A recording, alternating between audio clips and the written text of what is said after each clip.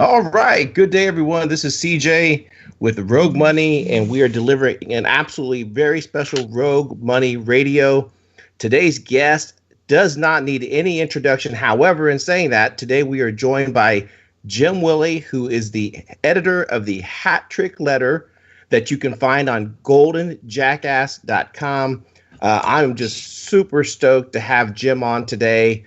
As many of our listeners and fans know, V has been traveling and V is sick, so unfortunately he cannot be on today with us. However, in saying that, Jim, welcome to Rogue Money Radio.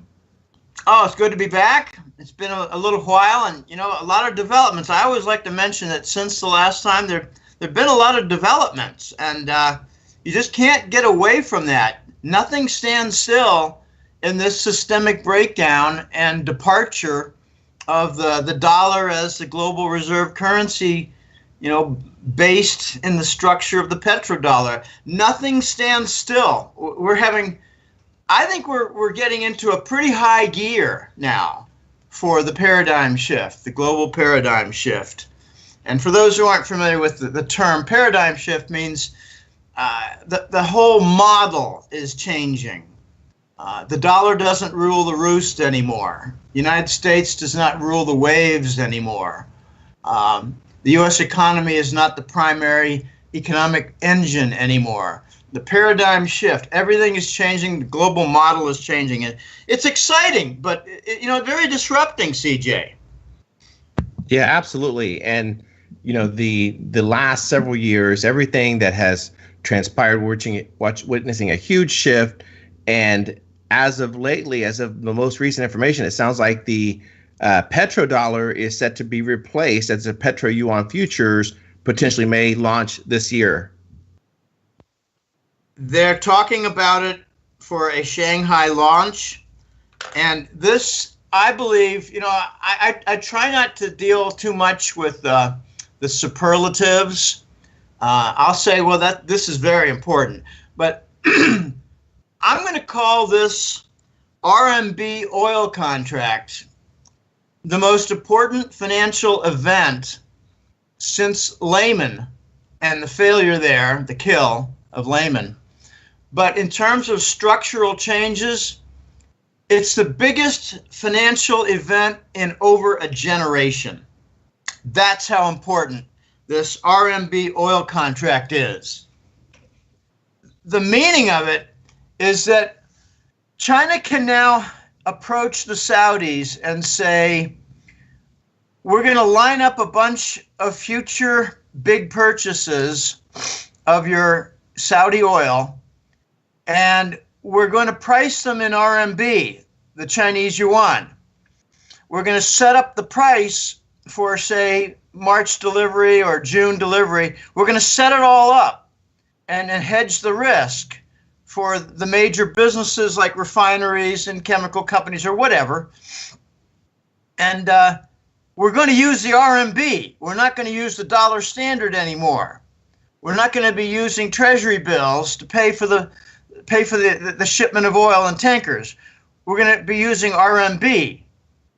And we're going to set this up with the hedging in the future contract, all the different details contractually, with the RMB using the oil futures contract in Shanghai. This is enormous. It undermines the petrodollar. And look to see, you're starting already to see the parade. Right before I posted the gold hat trick letter, the gold report for the hat trick letter 2 days ago, there was a news item. The same day, Pakistan decides to conduct their trade with China all in yuan, RMB. So Pakistan bilateral trade with China is no longer the dollar. And the Pakistanis were informed or, coerced or, coaxed that you're our neighbors, Pakistan, says China. You're going to be part of the Eurasian trade zone, so fall in line. And now India is starting to act up a bit, and I expect them to be not avid participants, but passive participants in the Eurasian trade zone. This Eurasian trade zone is far more than Russia and the former Soviet republics. China has made a decision not to be a formal member of the they call it the Eurasian Economic Union, but I get tired of the EUs. There are too many EUs out there. So I call it the Eurasian Trade Zone.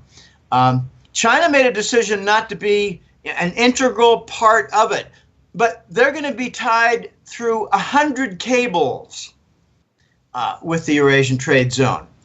They're tied with Russia, for instance, with the Holy Grail energy deal, a 10-year deal worth $250 billion for pipelines and oil and gas delivery and LNG facilities with Russia. But how could China not be a member of the Eurasian Trade Zone when they got the Holy Grail energy deal with Russia? Of course they're part of the Eurasian Trade Zone. So you're going to get one nation after another, and the most recent has been Iran. Iran is defiant. They've been defiant since 1980. I don't want to get into the politics of religion and Islam and all that, and Islamic Republic of Iran. I don't care about all that. It's essentially the rise of the Persian Empire, and they're defiant toward the United States. There is some irony. Ayatollah Khomeini spent years of exile in France. Okay, well, what's that all about? Iran has chosen for the last several years not to trade in dollars. They sell a lot of oil and gas to China, and they do not take dollars. For years, they've been setting up like an account with the Chinese. We'll deliver a whole stack of energy to you, and we'll have credit for, say, motorcycles and pharmaceuticals and television sets and whatever from China to Iran. That's called barter. But now Iran has joined the Eurasian Trade Zone, and they're more formally setting up import-export bank facilities and basically the non-dollar financial structures. So the Petro Yuan from this RMB oil contract out of China is the giant superhighway on which Eastern nations will ride for their economies. It just could not be bigger. Watch next how China is going to approach the Saudis and offer them a big pile of money, investment in Aramco, so that China can sit on the board with a member or two and release the permission for payment of Saudi oil by China in RMB currency. And I think the result is going to be that some of the Saudi leaders are going to get killed by the U.S. dark forces. They've been threatened right now. One of the most interesting questions coming out of Saudi Arabia in the last couple of months regarding the attempted assassination of Prince Mohammed bin Salman in Las Vegas. Yep. So that was a big incident with a lot of kills of the U.S. public at a concert, but behind the scenes it was a assassination attempt of the Crown Prince of Saudi. I think, I'm not 100% sure, but it looks very, very much like Prince Al-Walid was behind it. And now he's going to be lucky to get out of prison with much of his money left or having his life preserved. But one of the most interesting questions coming out of Saudi these days, CJ, is how much money did the arrest of all the royals and big business members and lazy element of the royals, how much money did that result in?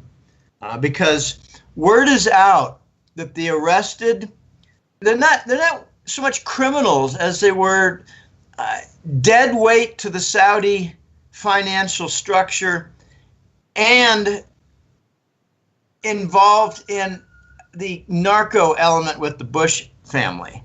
Mm-hmm. How much money promised will be coming to the Saudi financial treasury? I'm hearing, and the word is out, that many of the royals were told, hand over 60% or 40% of your wealth, depending on how badly you are abusing the system, and you can go free. So it's like buy your way out of jail. What were the charges? I didn't catch that. What crime was involved except opposing you? I didn't catch that. Very few political scientists take a very close look at Saudi Arabia. It's a fascist state operating as a monarchy. So going to be very interesting to see how this plays out with Saudi, how much money they gathered from the arrests. And get this. This is a real twist. It's not exactly a petro-yuan concept, but let's suppose there were 6 or 8 royals and they had like 30 or 40 billion dollars that they promised to hand over the Crown Prince Salman, except the money's not in Saudi Arabia. And remember, Salman arrested Prince Bandar. He's the narco connection with the United States government, the narcotics element. And that gets funneled into ISIS. ISIS funding for purchasing weapons and paying for the guerrillas in Syria and Iraq. Okay, so Salman pissed off the narco guys. So the narco guys own the central banks. If money is kept in Europe and 30 to 40 billion is promised by arrested royals to the Saudi treasury, it's possible and very likely that the banker cabal that has their side project of narcotics trafficking will block the return of money to Saudi Arabia for the benefit of Prince Salman. It's looking very clear like Prince Salman is siding with the white hats of the Pentagon. And in doing so, he's on the opposite side of the narcos. Bush, Clinton, central bankers, Wall Street. This is getting very dicey. I'm expecting attempts on Salman's life. I don't get a lot of agreement on that. Only 1 or 2 of the jackass 8 or 10 colleagues is in agreement with me. They think, oh no, Salman, he bought some time, he's got protection. Well, I don't think he bought a lot of time because I don't think he's going to get a lot of money. And I don't think he's got a lot of protection because he has a lot of rival prince enemies.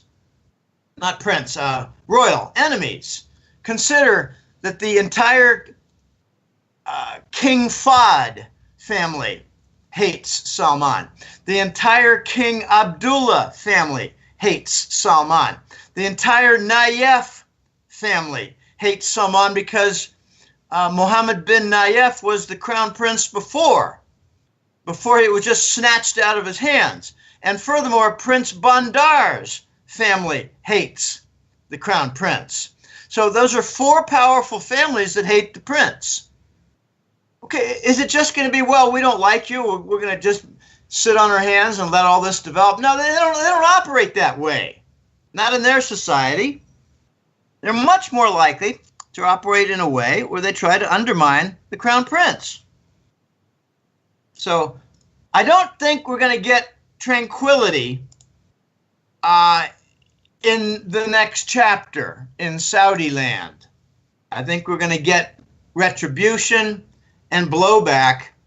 And furthermore, if they really pissed off, if the Saudis and the arrests and all that with Salman, Prince Salman, if they really pissed off the narco element, will they not get Langley terrorism and explosions as a result and assassinations? I'm just expecting a lot of mayhem in Saudi in the next few months.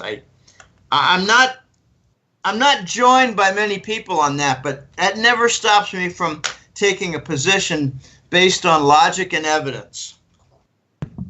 Right. Now, in terms of the confiscated money, how much time does that give the kingdom? And then also, as we head into 2018, I know you mentioned the Aramco deal. Is that IPO actually going to happen, or will that be the majority China influence come in with the huge price tag on that? Regarding Aramco, I just don't see how New York can get that listing. Not when the lawsuits against Saudi, which is an absolute travesty. The patsies were the 10 young kids who were Saudi pilots. Now, they had trouble flying a Cessna, but apparently they hijacked a Boeing. Right, a funny little fact, CJ. After 2001 and the 9/11 events, the airline industry decided to make an experiment for their experienced pilots. You know, they've got the simulator for pilots. That's how they do a lot of training. Well, they decided to conduct a test with dozens and dozens of professional commercial pilots to try to fly and crash into the World Trade Center building without any avionics. Do you want to take a guess of what percentage succeeded of professional commercial pilots in crashing into the World Trade Center without avionics in their simulator? What percentage? Take a guess. Less than 3%.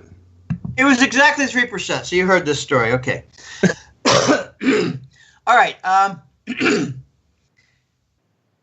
United States Congress several months ago passed a law saying that victims and their families can sue the Saudis for their involvement in 9/11. Well, can they sue the MI6 and the Pentagon and Langley too? No, just the Saudis. Okay, I get it. How about the nation of Israel? Could they sue them too? No, just the Saudis, just the patsies. And how were the patsies set up? Well, that was a contract with Prince Bandar, the narco prince, with the connection to the Bush family. Bush arranged that, paid him several $1 million, arranged for the patsy young pilots, and we got the fake story that most Americans latch onto like utter morons who don't pay much attention to chemistry, physics, anything logical, or God, it's just so disappointing intellectual level.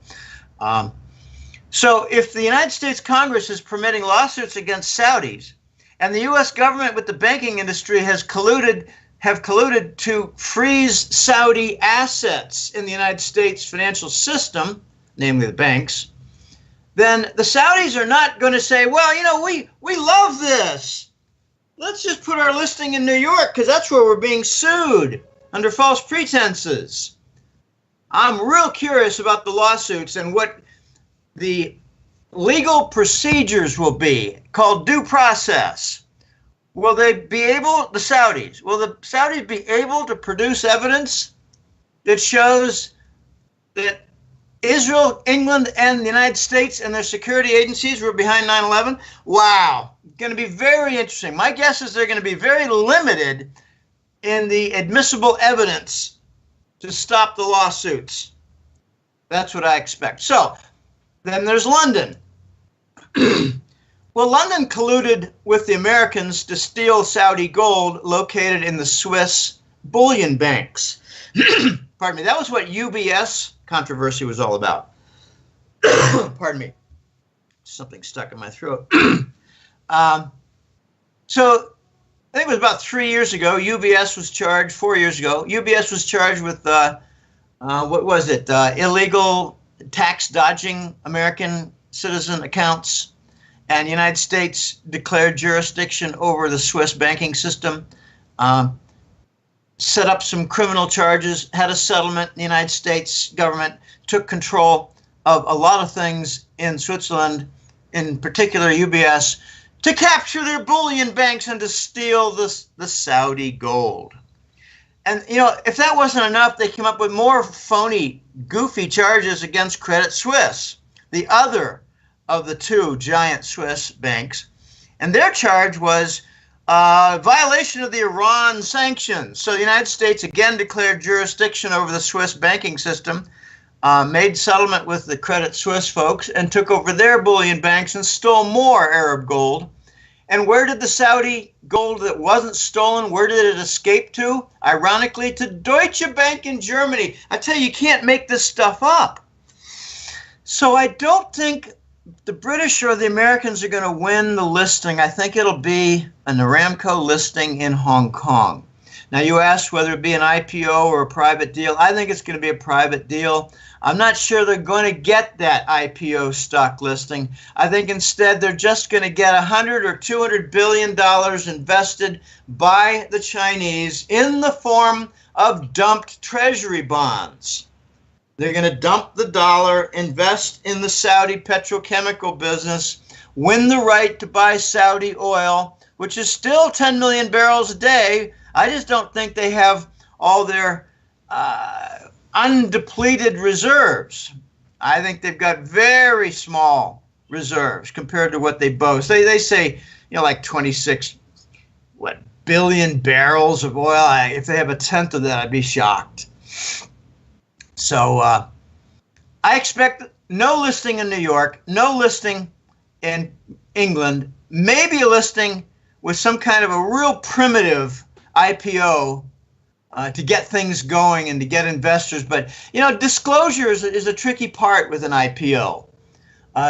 The brokerage houses are at risk if fraud was determined to be part of the initial public offering. If, for instance, the Saudis said, well, we have 26 billion barrels of oil in reserves, and it's determined that they only have 4, and it's determined 6 or 8 months later by investors who are doing investigation and hiring independent geologists or whatever, or leaking information from the Aramco databases, then the brokerage houses are liable. And I don't think brokerage houses are going to want that liability.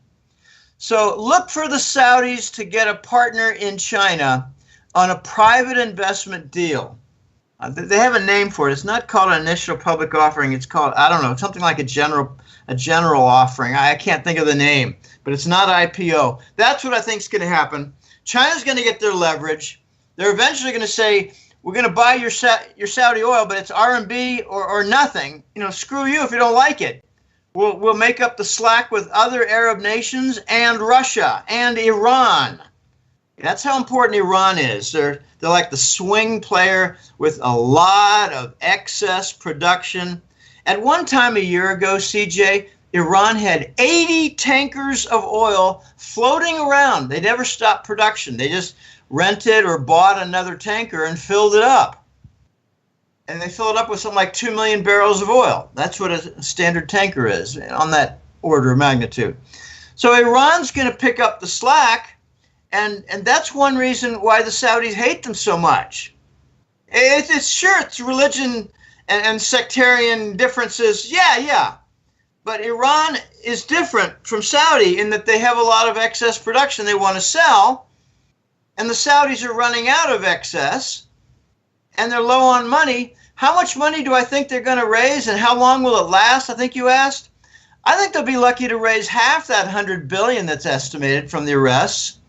And I don't think it's going to last them more than several months. So I think the pressure will be on in mid-year all over again.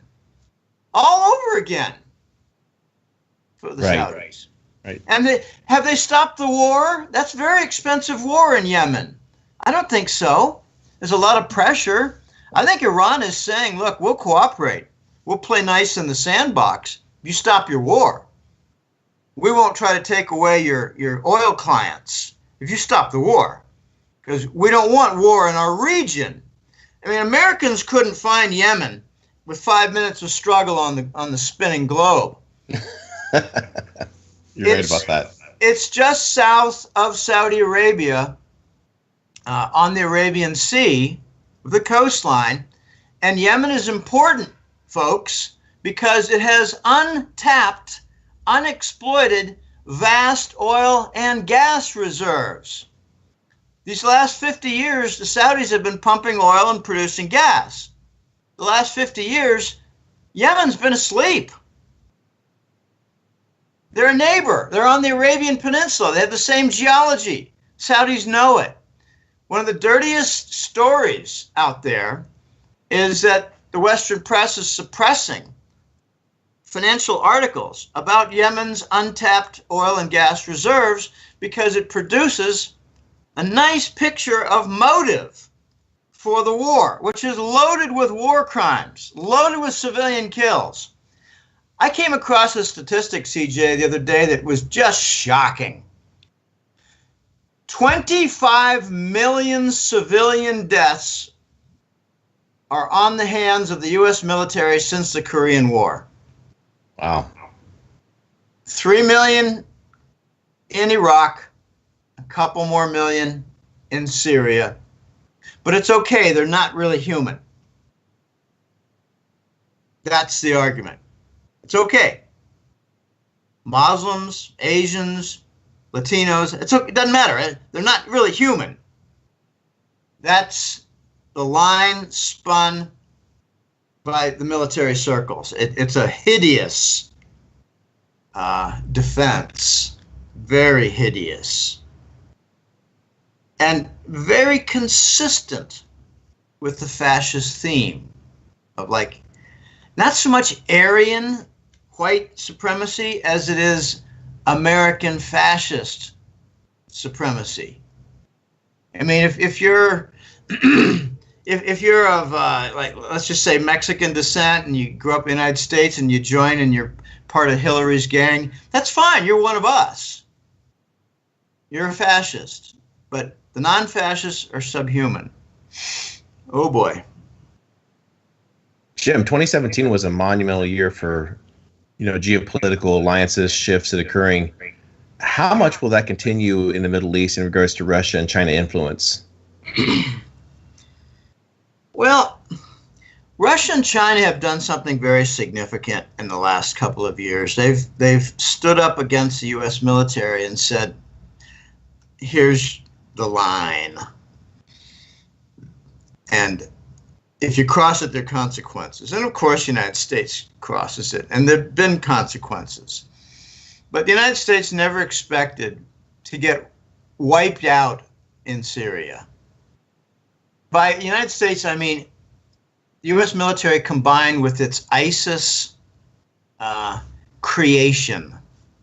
ISIS is straight out of Langley. It's also a coordinated effort with the Israelis. It's also a coordinated effort to supply soldiers, the guerrillas, and funding from the Saudis. It's all part of the narco chain. The main funding for ISIS is narcotics. Langley, Saudi narcotics. The main soldier stream is both Saudi Arabia, extremist Muslims, but also Eastern European wild Muslims, the white Muslims, and like from Chechnya, from Romania, from, oh gosh, I'm not even sure the other countries. I don't want to make a big mistake, but Eastern Europe and Western Southern Asia, that whole area, they supply soldiers, guerrillas, to ISIS. Russia and China are stopping the U.S. dollar from continuing in its hegemony. Hegemony is a strong word. It means dominance, but with extreme abuse. An example of the hegemony is that Saddam sold oil in euros for over a year. And finally, the U.S. got tired of it, so they declared Saddam a rogue, a terrorist. But there was another little element to that. Iraq was purchasing on a limited basis some nuclear weapons and delivery systems, and Israel concluded that they were at risk. And the whole story about weapons of mass destruction with chemical weapons and all that, yeah, it was true. I mean, gosh, we went in. It's so funny, the flow of events. We went into Iraq, the U.S., with an invasion. I call it annexation because we basically took over their government under the claim that they had weapons of mass destruction. After we got in there, we stole their central bank gold and claimed that they had no weapons of mass destruction, when they did, and they were all with Bush USA markings. So we lied about the reason to go in. We lied about after going in. We lied about everything regarding the deal.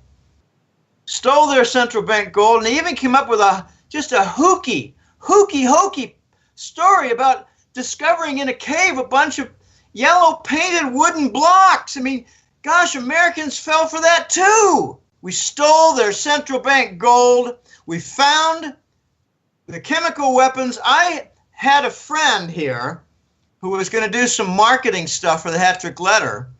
Turned out not to be a workable deal. But this guy told me, when I asked, where you been the last few years? This was 2009. He said, I asked, what kind of projects did you have the last few years? He said, well, actually, I got out of Iraq in 2005. He said, I was working for Halliburton. I said, what? And he said, yeah, I was working for Halliburton.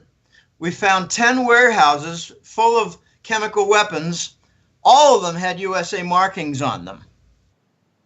He said, we did find the weapons of mass destruction. That's how they knew they were there. We claimed not to find them, and they all had American markings on them. So it was better to lie that we never found them. I said, yeah, and they stole the central bank gold and came up with a hokey story about painted wooden blocks. And he said, yeah, wasn't that funny? I said, well, it's funny until you realize how much it's accepted as a story. Okay, so China has stopped the American line of power in the Middle East. China's making buddies with Iran. China is one of the biggest clients of Qatar for energy purchases. It's all RMB, and the irony is thick there because Qatar has a central command center for the U.S. military, and Qatar has a huge RMB business with the Chinese. Wow. How does Qatar survive that? Qatar is my living proof that we're about to see the beginning of the dual universe, CJ, where the dollar has its sphere and RMB has its sphere. It's West versus East, and they tolerate each other. If they didn't tolerate each other, Qatar would not be so stable. But it is. And I think it will continue to be and serve as an example of peaceful coexistence in this dual universe. The United States forces are going to say, we don't want to come up against superpower China, and besides, we get our clocks cleaned. We don't want to come up against the Russians militarily, and besides, we'd get our clocks cleaned. So let's have peaceful coexistence and poo-poo the RMB and say, well, it's not going to amount to anything anyway. It's got under 6% of global banking reserves in RMB terms. It's got something like under 4% of global trade payment settlement in RMB terms. So watch that grow. Why will it grow? Take a look at the Petro Yuan with the RMB oil contract. I didn't mention one of the key facts regarding this RMB oil contract that's coming out in potentially the next couple weeks. It might be a delayed, but who knows? It completes the triangle. In August, the Chinese came up with an oil gold contract out of Shanghai, and it's just kind of stood there waiting for a connective event. This is the connective event.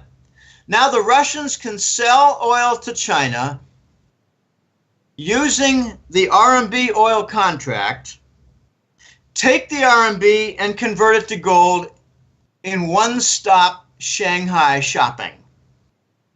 That's significant. So the RMB oil contract completes the triangle of RMB oil and gold. What it does is it potentially sets up a gold standard for oil purchase if they do it in something like the gold trade note. I think the gold trade note is going to supplant the Treasury bill, not the bond, but the bill, like the 3-month Treasury bill, the 6-month Treasury bill. It's going to supplant that in global trade payments. And I believe the gold trade note is going to sit atop the RMB oil gold triangle of futures contracts. That's very big. Very big. Massive. And not possible without this Petro-Yuan contract.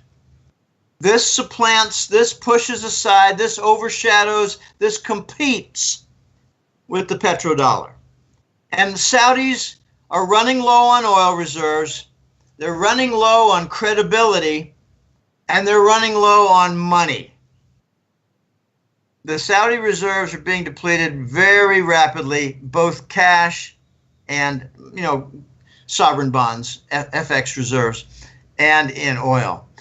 Take a look at Gawar. I remember one of my jackass colleagues. He doesn't enter the discussions much, but when he does, he gives a real pearl. Back in 2007, he exposed me to the Oil Drum website.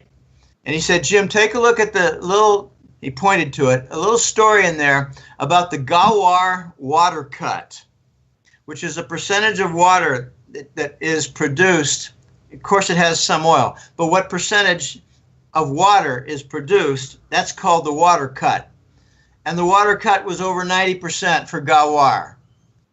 That was the biggest oil producer, called the giant elephant, for many, many years, but not anymore.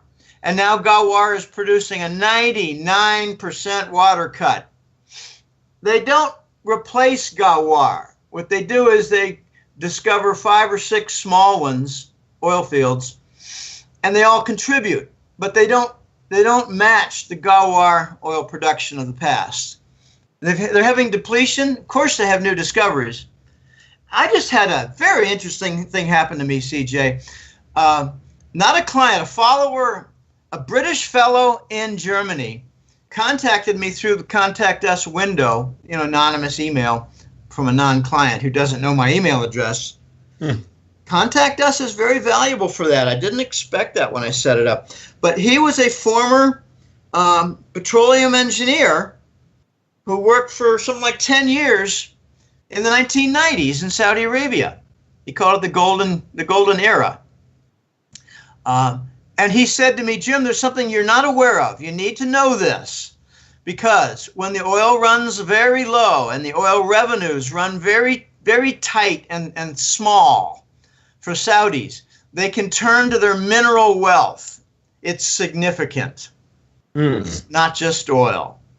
I'm curious if that means like strategic metals in addition to iron and copper. Does it mean any gold? Does it mean rare earth metals? So it's a lot of mineral wealth that's not been tapped much. That's what I think China's going to try to get involved in. And I don't know if any of that is under the Aramco umbrella. Think of Aramco as not just an oil industry. It's got vast, what's the word? Ancillary type industries like petrochemicals. But does it also have mineral production, mineral mining production? I don't know. Do they own the mineral regions with metal deposits? I think very possibly, because it's a bit of a Saudi monopoly on their commodity wealth and exploitation, like the big refiners and petrochemical plants. They spew out a lot of gases into the air, the atmosphere. They're not just making oil, producing oil. They're doing a lot of things. Well, they might own the mineral rights. I don't know. This is going to be very interesting to see how it plays out. Very interesting indeed. Let's shift gears a little bit. Let's talk a little bit around 2018, the forecast. And Jim, in specific, what I'm interested about is that what happens in the U.S. that once the petro-yuan takes over and the petrodollar is dead? I'm not sure what you mean with the question. Could you rephrase that? Yeah. So in terms of industry, because I truly believe Americans are the majority are asleep at the wheel in terms of what is around the corner as we head into 2018 as the petro-yuan goes online. What happens to the U.S. domestic economy? Well, what happened to the U.S. domestic economy will occur through the entire event and episode of the dollar losing its global reserve currency status. Okay, it's going to happen in two steps, in my opinion. The first step will be the accommodation of the RMB universe. It's a dual universe I described. The dollar's going to have the West still captured. The RMB is going to take more and more alignment by countries in Asia, the East, emerging market, BRICS, alliance nations, all that. So the first step will be that the dollar no longer has the global currency reserve monopoly, so to speak. Okay? And with the lost monopoly, there's going to be an effect. The effect for the U.S. economy will be those nations that don't want treasury bills as payment for a shipment of oil or a shipment of containers, like for retail chains, Walmart, Staples, Target, Sears even. Those nations that don't want treasury bills anymore are going to say, we want RMB payment, or we want the gold trade note. In other words, we want something besides the dollar, like Chinese currency or gold bullion. Woo! That's a very big, development. It's like dismissing the dollar on U.S. soil. You Americans cannot use your dollar anymore because there's nothing behind it. We don't want it anymore. And that difficult position, I think, is going to be taken by the Chinese and their allies. And the movement will grow. So the effect on the U.S. economy will be more difficulty in the import supply chain. After that begins to take root, you're going to start to see certain retail chains with empty shelves. I'm not saying completely empty. I mean, if they had 30 shelves that were full before, now only 20, 18, 24. 2/3 are filled, 1/3 empty. And that will affect the Walmart cash management system that's very tightly controlled against their inventory and sales. So you're going to get inventory supply chain disruptions. Then comes the real big kicker. The United States is going to be forced to launch its own new domestic currency so that it can be devalued and accepted more widely in the community of nations. Now, that is a very big statement. The effect of having an interruption, even in part, of the supply chain of the U.S. economy and the rejection of the Treasury bill will have an effect whereby banking systems in the East will be dumping their treasuries, U.S. treasuries of all kinds, primarily bonds, because they're longer term, higher interest, higher bond yield. The banking systems are going to shed their dollars. And the United States is going to read the writing on the wall, but their arrogance and hubris and megalomania is going to get in the way. So I'm expecting that the U.S. economy is going to suffer rather notable damage before they get around to launching a new dollar. And the new dollar will mean $2. $1 held internationally, another dollar held inside the United States. Think of dollars in bank accounts in Panama, Singapore, Hong Kong, London, and Switzerland. There are lots of dollar accounts in those 5 countries. But they're going to be a new dollar for the United States only, and it will have to respond to the wretched third world fundamentals of over $500 billion trade deficit annually and over a $1 trillion federal deficit annually. This is really where the rubber hits the road for the United States economy, the realization that the dollar privilege that's been abused for a generation is going away. The United States lacks industry, therefore it has a big trade deficit. It imports a lot. It imports too much. Remember back 20 years ago, maybe you don't remember too well, but some do. The big mantra was United States is moving toward clean industries and a financial engineering economy. In other words, the United States is going to give up its industry and rely on asset bubbles and derivatives, all of which began exploding with Lehman in 2007 and 8. How'd that work out, Mr. Greenspan, with your offloaded risk and your sophisticated financial engineering devices? Not well at all. Notice that Greenspan got out of town right before the crash. Notice that Bernanke got out of town right before the Lehman crash. Yep. Now, Yellen is going to get out a little bit early, not a lot early, not as early as Greenspan did. Yellen's going to get out so that she can not be there when the next crash occurs. And I'm calling it the systemic Lehman event, because Lehman was sort of isolated in the United States and big Western European banks, because there were a lot of mortgage bonds and treasury bonds linked to them, and a lot of different Goldman Sachs type financial instruments floating in the Western European banking system. It's from U.S. export of bond fraud.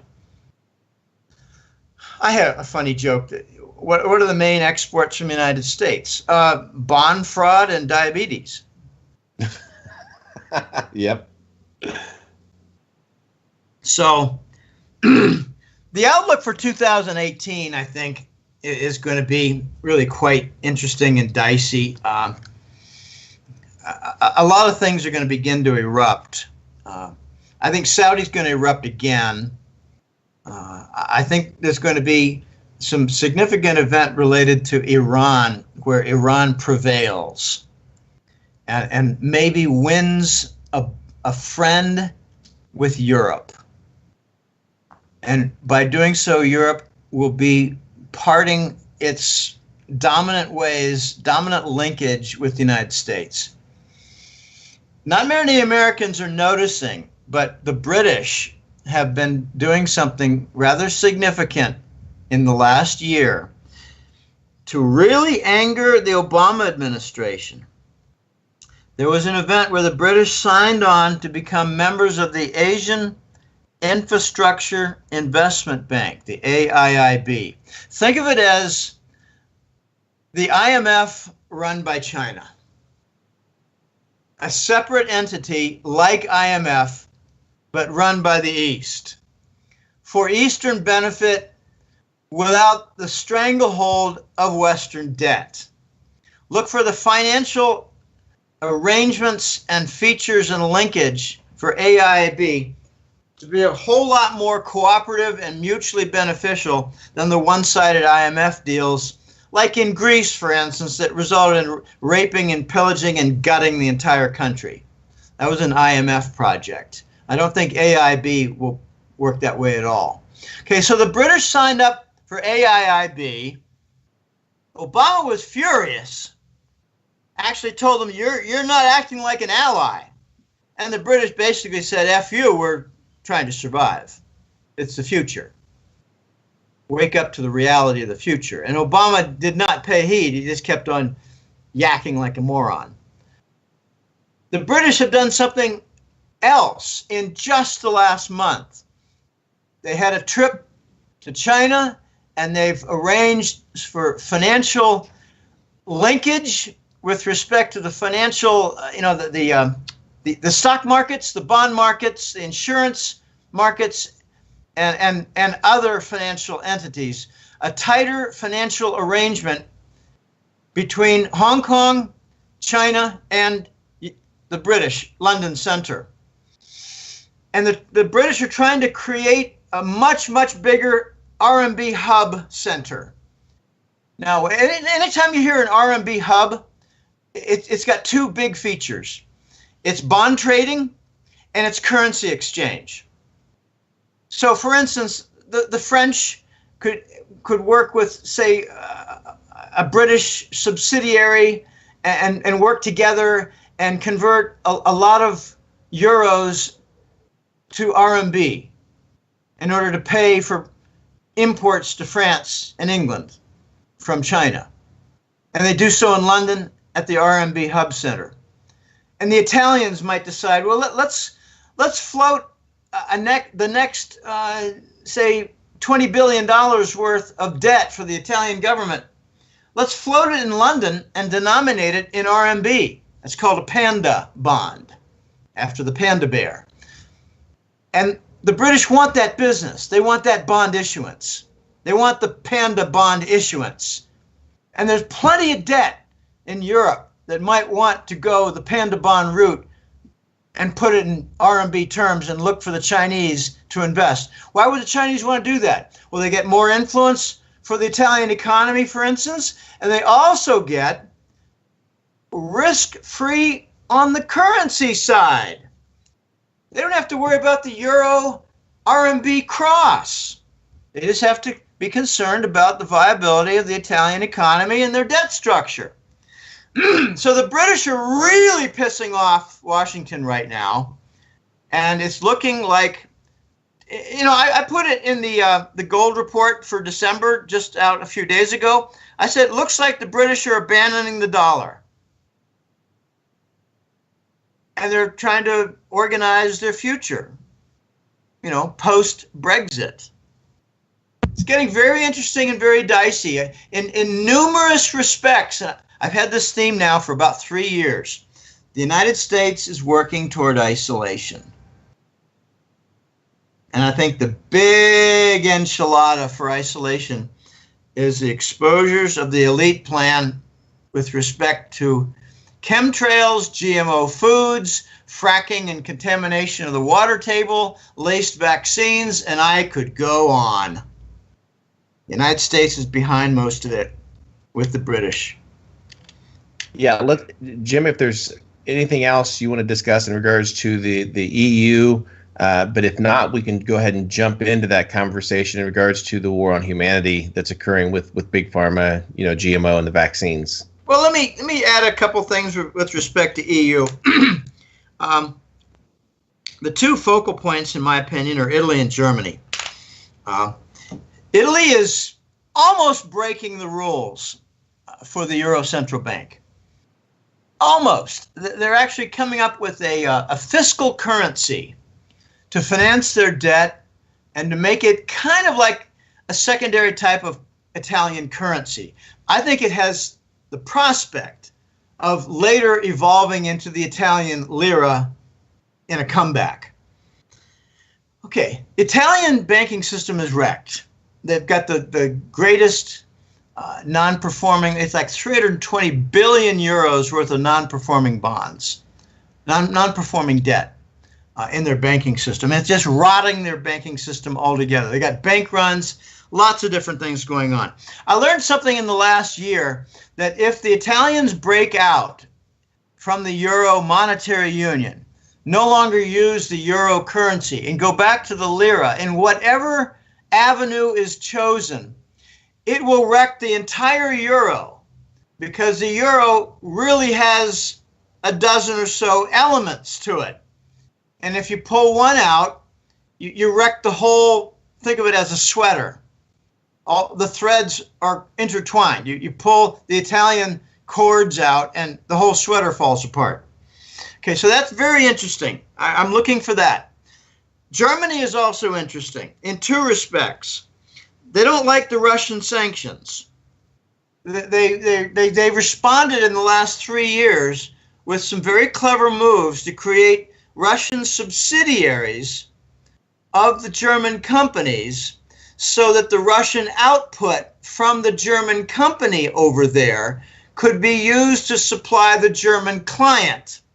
So produce it in Russia, sell it in Russia, buy it in Russia, but all from a German company or subsidiary. That was one reaction. But they don't like that rigmarole. They just want direct. So they're objecting to the sanctions. And then the United States decided to do something just unbelievably stupid and arrogant. They passed a bill to punish any financial German firm or construction German firm participating in the Nord Stream 2 pipeline. Nord Stream 2 is for gas supply out of Gazprom, Russia, but they set this up years ago, and now they're working on completion. It's under the Baltic Sea, or is it the Bering Sea? I think it's the Baltic Sea. Sorry, Baltic Sea. I'm not really solid on my Northern Europe geography. I need to. Okay, the Bering Sea. That's Alaska. Okay, get it straight here. All right. So the United States threatened to slap sanctions on construction and finance firms in Germany, and Germany was absolutely furious because they set up the Nord Stream for additional significant doubled supply of gas to the German industrial sector. They had a little bit of an interruption from Ukraine. Can anybody remember? Oh boy. So the Americans executed with Israeli help the coup d'etat in Kiev, Ukraine, blamed it all on the Russians, cut off the gas supply to Europe, which affected Germany. Germany reacted by hastening the construction of Nord Stream 2, and the U.S. is trying to sanction Germany for that, and the Germans will not have it. We have a fight now. I hear the term silo mentality now when it comes to the German government. Think of 20 different silos in the German government, and they don't interact well. They're kind of independent. And some of the silos are very loyal to Washington, and some of the silos are very cooperative with Russia. That's where Germany is right now. And Angela Merkel just lost her coalition. She's really powerless now.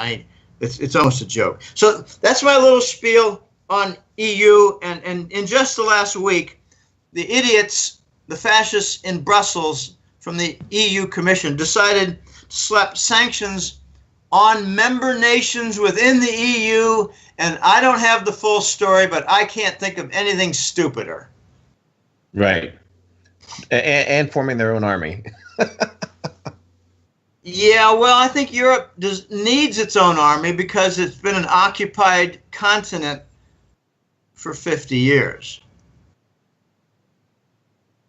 Jim, I want to shift gears a little bit, and it's something on previous interviews that I hear you talk about, and that's specifically in regards to a recent article that came out that U.S. life expectancy drops for the second year in a row, and as it relates to GMOs, the vaccines, and to me, that's something as we head into the next year, something that we have to keep in mind is our health, our mental health, our well-being. But we're constantly under attack, Jim. Yeah, well, you can point to GMO foods and vaccines all you want, and that's real. But I think there's something bigger going on, and I think it's related to obesity. The Rockefellers and their institute are the greatest negative influence in the 20th century for the United States, its economy, its health, and its social structure. The Rockefeller Institute.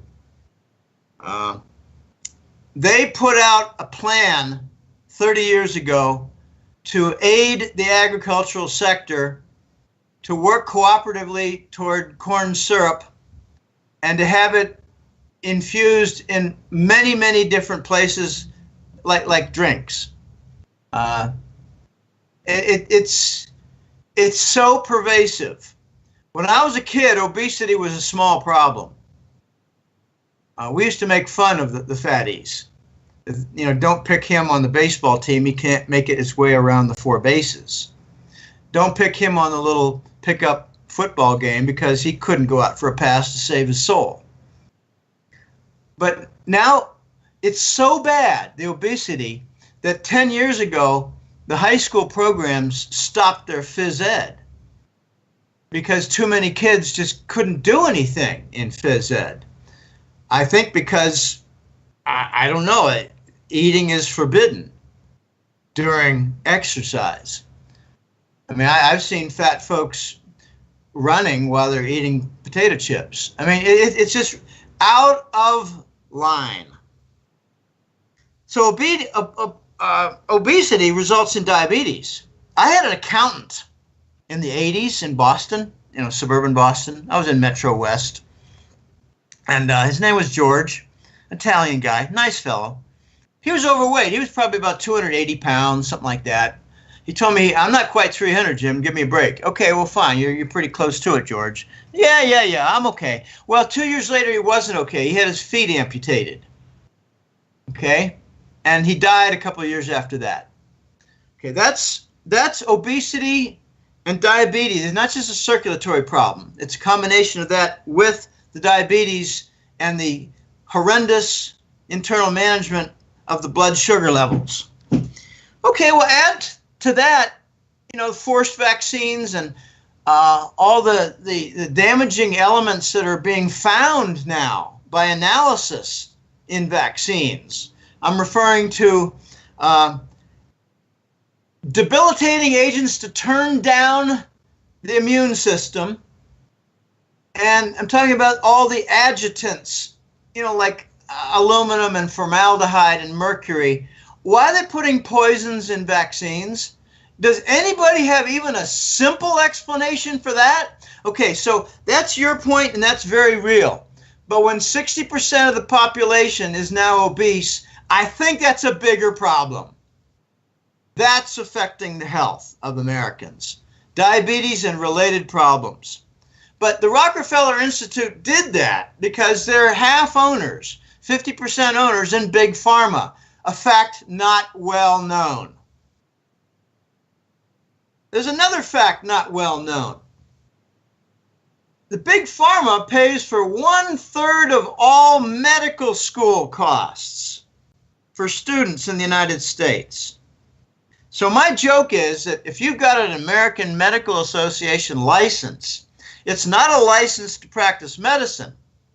It's a license to be a sales agent for Big Pharma. I got a client in South Florida, very smart guy. He had an inflammation problem with his hip and his knee, and his doctor prescribed the typical Big Pharma bullshit that attacks the liver because it's dangerously large molecules and all that. But it didn't do jack shit for his inflammation problems. So he went to a different doctor and he got a different load of Big Pharma junk, and it didn't work either. So he went to another doctor and then started doing private research and found turmeric, which in Latin America is called curcuma. Mm-hmm. But turmeric is an anti-inflammation drug that's widely used in Central America, widely used in Asia, and pretty much non-existent in North America, where Big Pharma rules.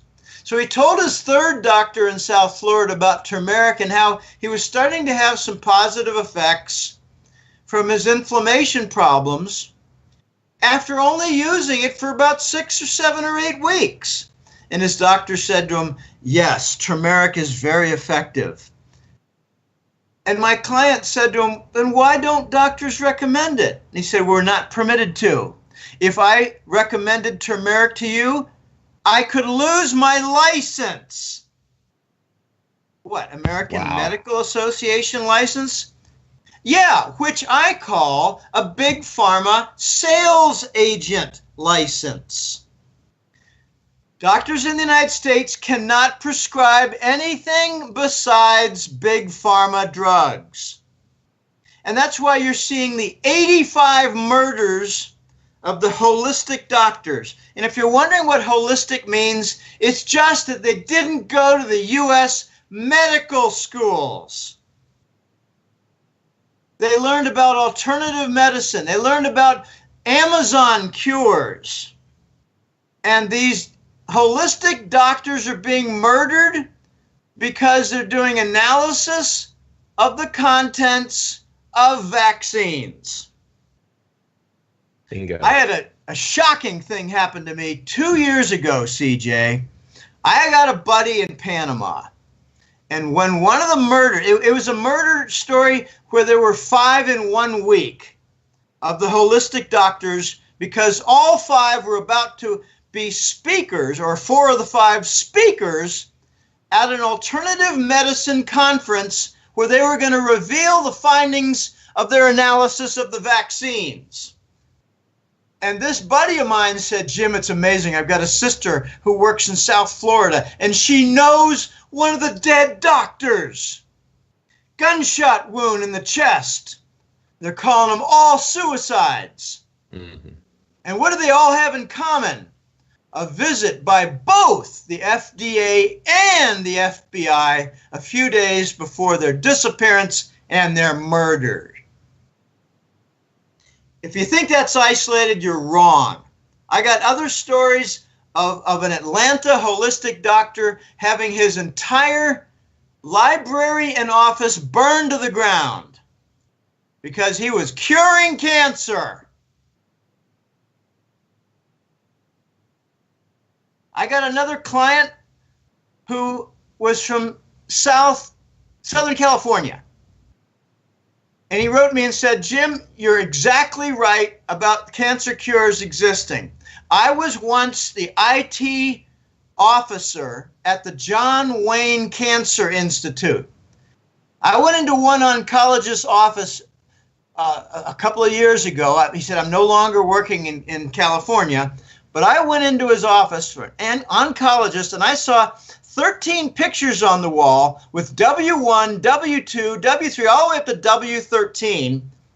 And it showed significant dark, ugly splotches on arms and legs. And by the 13th week, it was almost all gone. And the IT director said to the oncologist, what's that? Are those week 1 to week 13? What is the disease there? And he said, skin cancer. And he said, wait a minute, we've got cures to cancer? And the oncologist laughed and said, of course, but the cures are not available for the people because cures are not profitable. Treatment is. Treatment that never cures and treatment that never ends in like a revolving circle in an amusement park. You just keep on paying.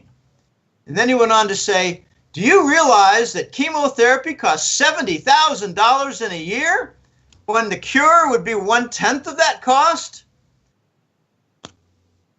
Bingo. Yeah. Well, one of the contents in vaccines is a debilitating agent to turn down the immune system. And I got something on the wall. I just found it quickly. They've been putting in a chemical agent called Nagalese, Nagalese. Nagalese turns down the immune system. On the other side, something called GCMAF is the cure to cancer. It turns on in a hyper manner the immune system. And if you think the immune system is not related to cancer, you're just dead wrong. There are plenty of cases on record of someone with a skin cancer case getting over an extreme viral infection and the skin cancer went away. Defensive cancer is related to the immune system. It's like, things went wrong and it didn't repair properly. In the same way, things went sick and it didn't get repaired correctly. Those murdered holistic doctors were going to reveal Nagalese being in the vaccines. What is it doing there? It's an immune suppressant. And the laboratory in Switzerland that was producing GCMAF was shut down after the murders, under pressure by U.S. Big Pharma, Swiss Big Pharma, and their governments. All right, so if you're talking about, the drop in the average life expectancy, yeah, vaccines have a part in it because it's reducing the immune system. And if you got a baby out there, you don't need 30 vaccines. And as you were pointing out earlier before we went on the air, they have new mid-age vaccination programs and new geriatric vaccination programs. They're designed to debilitate. In California, they had a huge forced vaccination, I think it was a year ago or several months ago, and they had a 10-fold rise in mumps and measles. Is that maybe from the vaccinations?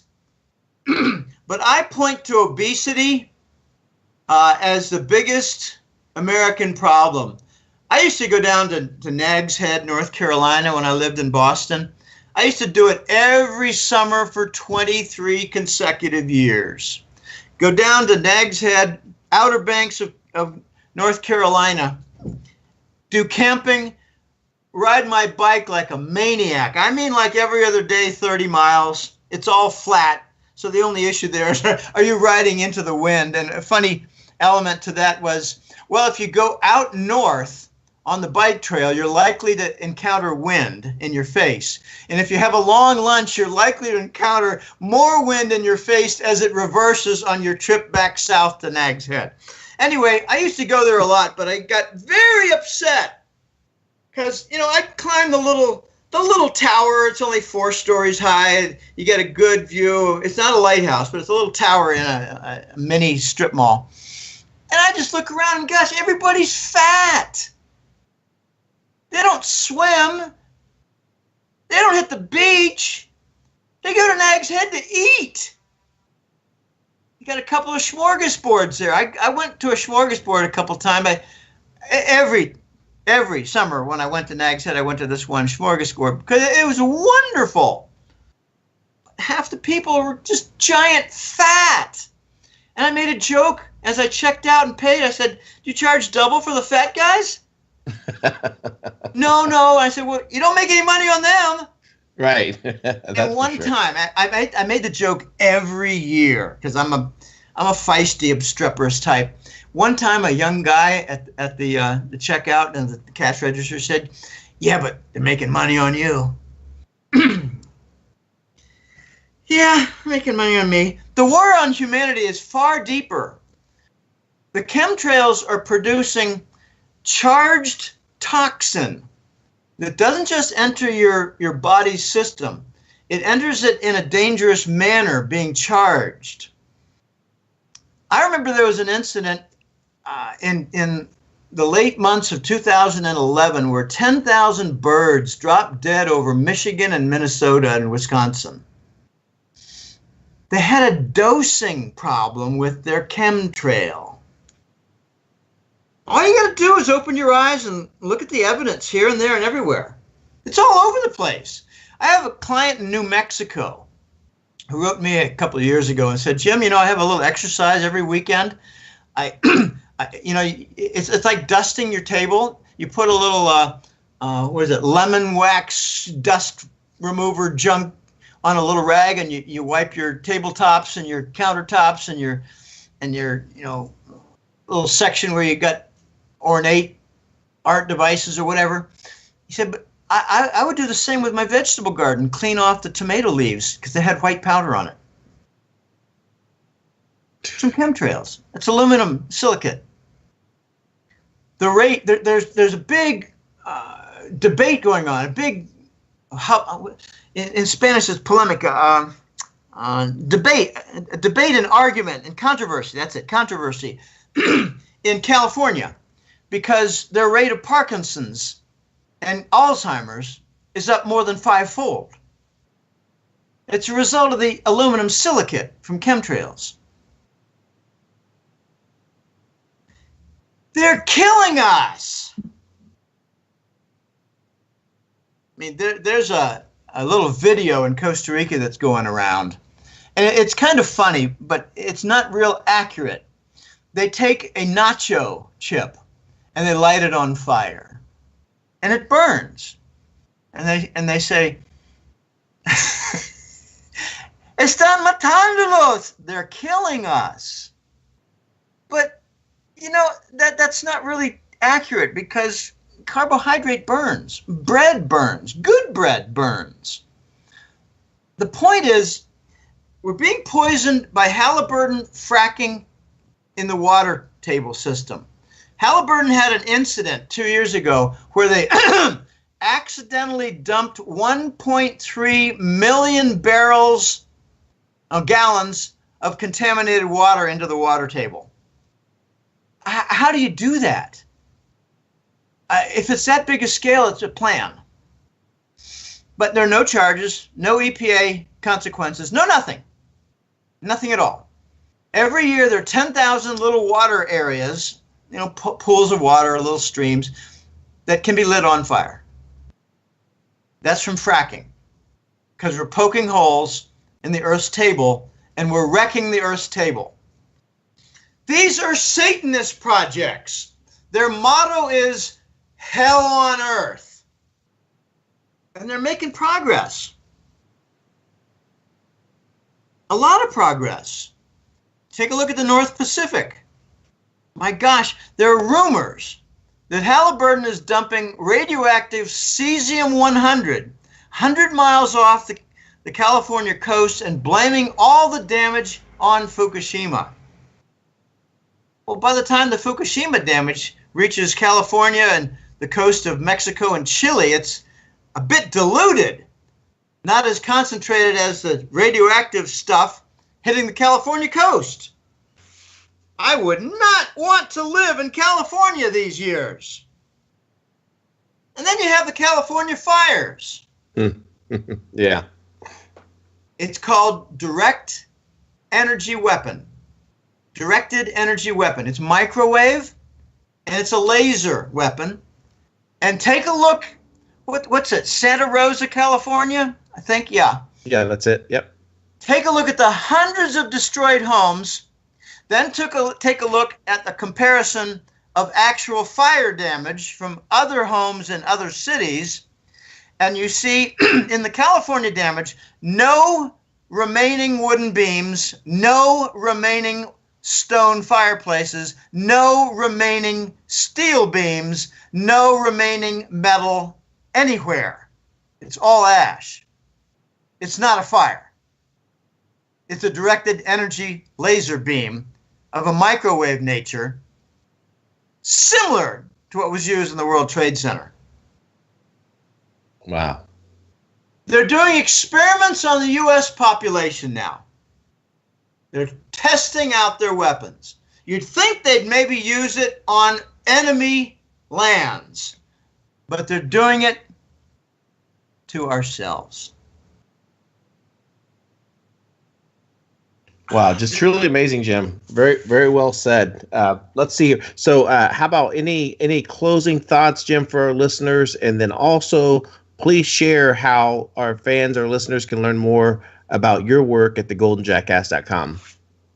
My suggestion for survival on the financial side is gold, silver, and not even diamonds. No, just gold and silver. Not even farmland. That's getting elevated in price. Gold and silver, and get rid at these high prices, these high values. They're all artificial. Get rid of your stocks and bonds. I would even trade in your high-valued Bitcoins and get gold and silver. And I'm not talking about GLD and SLV, the exchange-traded funds, which include no metal. Those are used to keep the prices down. They're elite devices full of corruption. Gold and silver, bars and coins. It used to be a smart thing to do, to sell high and to buy low. But now the majority of the U.S. population has turned really, really stupid. They buy what's high, expecting it to go higher, and they dump low, expecting it to go lower, and they've never heard of the smart system of investing. They got fleeced at 1999-2000. They got fleeced in 2007, and they're going to get fleeced again because all the internals for stocks and all the internals for bonds are turning negative. By internals, I mean, the number of 52-week highs and lows compared to S&P 500, big disjoint there. Number of consecutive days without a 10% correction, it's just way warped. Bonds have their own internals. You're having the 10-year, 2-year Treasury yield spread. It's gotten way flatter than a year ago. These are recession signals.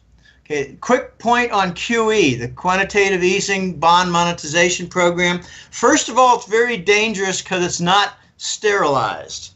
By that I mean they're buying bonds without removing money from the system, which they used to do in past years. QE is unsterilized. It's straight out of the finance books and annals of Zimbabwe and South America. Hyper monetary inflation, unsterilized. Never a good outcome. Okay. If for 6 years QE has not stimulated the economy as they claimed, then the damage that we're going to see from the recession that they admit is a recession is going to be really a depression. They did not stimulate jack shit with QE. They prevented the U.S. big banks that were insolvent from going bust from a lost liquidity. QE is nothing more than emergency liquidity for dead banks. So if the emergency liquidity didn't produce economic stimulus, what will a recession look like after they doctor the data? Because in the last, I hate to say it, but in the last 10 years, we've had a recession of between 2 and 5% every year. Every year. If you want some proof, just do a Google of the Chapman, C-H-A-P-M-A-N, the Chapman CPI Index, where he looked at, 50 American cities and came up with a conclusion that price inflation over a 10-year period averaged between 7 and 12% for the 50 cities. Well, then how do we get 2% and 2.5% CPI? It's just a bunch of crap, gimmicked economic statistics, all verified by John Williams and his shadow government statistics. So QE failed, and now we get the recession that they admit, which is really going to be a depression because we've been in a recession for 10 straight years. You got to protect yourself because I think they've got a big event coming when they do announce the new dollar, because the new dollar is going to come with a devaluation and might have a simultaneous bank bail-in event connected. And there might be something to criminalize Bitcoin at the same time. I don't know, but they're not going to confiscate gold and silver because they can't. They're not going to confiscate guns because they can't. They're going to try to do some limitations on cryptocurrencies. It's going to be interesting to watch.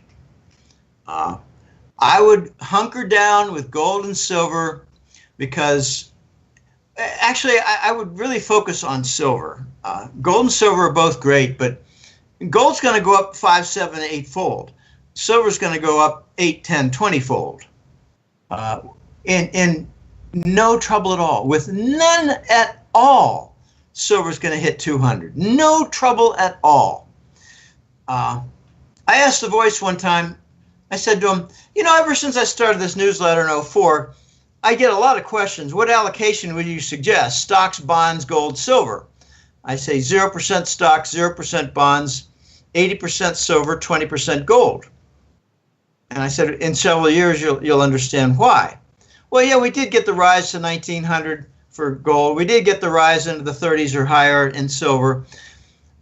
But when the dollar loses its global reserve currency status, the new dollar is launched. The petro yuan displaces the petrodollar. All bets are off and everything changes. The Voice said, I don't recommend 80% silver. I recommend 90% silver to my big clients, and they buy hundreds of millions of dollars worth. Okay, silver is going to be so valuable that it's going to have a private, secluded market, and the investors are going to be very well rewarded, but it might not be available in the form of, say, silver coins. It's going to be just too valuable because new energy systems are coming in. The Rockefellers did a very good job in preventing any new energy system or even any new carburetor system from being introduced. So the United States is now a generation behind China for trains and just the whole import supply chain supply system. Everything's going to change the next couple of years. And the new energy systems are coming. And the important point is that silver is at the core of all of them. Silver is special. It's not just for photography. It's not just for electronics. Those are like the old industries. All the new industries are going to be silver-centric.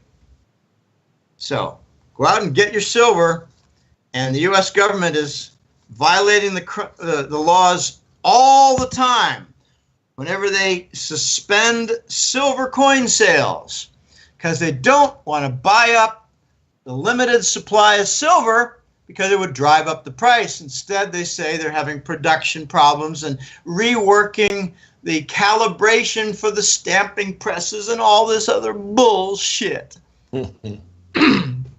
Anyway, that's my spiel. Thanks for having me on. I hope people go to www.goldenjackass.com. We have a lot of fun. They're 10 Jackass colleagues. We all pitch in. I do the writing, but a lot of contributions from my guys. I'm grateful to them all. I'm also grateful to about 10 real serious news hounds and about 20 other very helpful other news hounds in supplying me a lot of information. I do my own research, but I just take a look at what is sent to me and thrown at my doorstep, and it's amazing, the volume. It's from all over the world. I got a client feeds me stuff from Singapore, another from Taiwan, others from Australia, others from New Zealand, and Hong Kong. Gosh, I had a client once who said to me in an email, Jim, I've been a subscriber for 3 years. I got to tell you something that just happened. My son, and we both live in Hong Kong in a high-rise. My son just got a job that pays $200 a day, and he runs around holding a placard about the bad Japanese who are occupying the South China Islands. And I said to him, well, who's paying for that? He said, let me check. And he found out it was a Soros NGO, non-government organization. His son, in his 20s, being paid $200 a day to run around, yell and scream, and carry a placard regarding the South China Sea. This is the crap that goes on, but my point is I've got a real solid network of information and flow, and we also do some sharing of analysis. And right now, the big conversation pieces are around the breakup of the EU, Saudi, and the petro yuan in Shanghai. So, goldenjackass.com. I just finished issue number 165. We're coming up soon on the 14th anniversary of the newsletter. It's a labor of love. Enjoy it immensely. It's also exhausting and frustrating, but, it is what it is. There are 2 monthly reports, CJ. One is called the Global Money War Report. It's about defense of the dollar hegemony, just the whole general attacks on the dollar to remove its global currency status. Okay, that's the Global Money War Report. The second is the Gold and Currency Report. Focuses on supply chain demand for gold, silver. I put the petrodollar in there because it's a commodity. Oil is kind of like a currency. It acts like a currency. Anyway, it backs the dollar in competition to gold, but gold is going to win. I have the Eurasian trade zone in the second report with gold and currency. So there are 2 reports each month. Sometimes they're a bit long, but they're all organized with chapter headings. The chapter heading for the gold report this time was the quick Fed rate hike notes, golden potpourri, deep state dregs in the light, like, Clinton murders, things like that. Sovereign bonds flatten as a warning. Eurasian trade zone targets the petrodollar. Gold to dismiss the king dollar. Economic distortions and crypto caution. That's just one of the 2 reports this month. So, people read them like a magazine. They check out 3 or 4 chapters that they are intensely interested in, and at times read the others, and that's fine. I never read cover to cover Business Week or Barron's, but I benefited immensely from reading them 25, 30 years ago, 20 years ago. Gosh, I'm getting up there. I just applied for Social Security, CJ. Oh, did you? I hit 65 last May, and the apes in the government are still processing my application. It's been about 7 weeks. I hope they're making progress. But get this. Every day, there are 10,000 new Americans who turn 65. Wow. 3 million a year. It's a bit disproportionate because we're an aging population, not as bad as Japan, though. And I'm looking forward to that $2,000 a month. Yeah, please, let's bring that on, buddy. What are you waiting for? They're waiting. I think they're processing because they got so many, but they're also in no hurry. Was it the Obama administration that cut the Social Security Administration budget for overhead? I think they did. Yes, that is correct. Okay, so maybe thanks Obama for slowing down my first check. But there's a little silver lining there. It's not much. Every month I get closer to the full, they call it the full retirement age of 66. Every month it goes up about, I think, $12 per month for the rest of my days. So I'm looking forward to that. Oh, interesting time, CJ. And, this is not going to continue on its merry path. The dollar is getting challenged by the East. The dollar is going to lose its coveted privilege status. It's being abused. And a lot of things are going to change. And it's going to cause a lot of pain, loss, grief, and suffering. You better be prepared. The best way is gold and silver, in particular silver. I have a little joke, CJ. Silver is going to be used to buy groceries, buy clothes, pay for schooling, things like that. Well, gold will be used to buy a car, buy a house, or buy a business. Awesome. Very good. Jim Willie, thank you so much for joining us on Rogue Money Radio. For our fans, thank you for listening in. It was a pleasure. Jim, Merry Christmas to you. Happy holidays and all that kind of great stuff. So again, for our Rogue Money fans, Jim Willie, editor of the Hat Trick Letter, goldenjackass.com. Make sure to check that out. And this is CJ, and we're over and out. Take care, everyone.